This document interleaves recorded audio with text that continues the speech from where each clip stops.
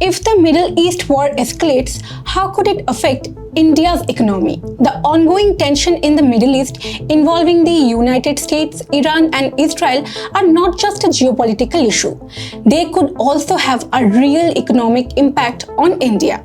The first and most immediate effect is crude oil prices. In just a few days, Brent crude have jumped from around $72 to above $85 per barrel, a sharp 14 to 16% rise, mainly due to fears that supplies moving through the Strait of Hormuz, one of the world's most critical oil shipping route, could be disrupted. Since India imports the majority of its crude oil, any sharp increase in prices directly pushes up fuel cost, transport expenses, and overall inflation in the economy. However, there is one small cushion for India. On March 5th, the United States granted India a 30-day waiver allowing it to continue purchasing Russian crude oil, which could help stabilize supplies in the short term if disruption in West Asia intensify. But the impact of the crisis goes beyond oil. LNG and natural gas supplies could also face disruption. Gas is a key input for fertilizer plants, power generation, and city gas systems that provide CNG for vehicles and piped gas for homes.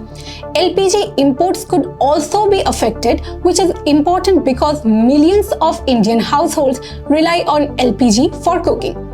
There could also be pressure on fertilizer supplies, which are critical for agriculture and food production. Other industries could feel the impact too.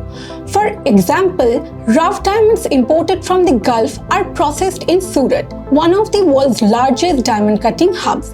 Any supply disruption could affect exports and jobs. Several industrial raw materials used in manufacturing and infrastructure projects are also sourced from West Asia, meaning input cost for companies could rise. However, another development on March 5th may offer some temporary relief. Iran's IRGC indicated that restriction in the Strait of Hormuz would mainly apply to vessels linked to the United States, Israel, Europe and their Western allies.